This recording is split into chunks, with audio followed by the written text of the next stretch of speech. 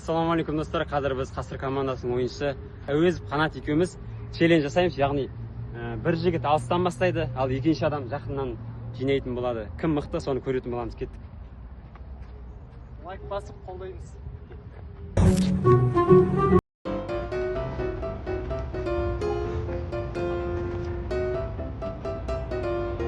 Bir, iki, üç.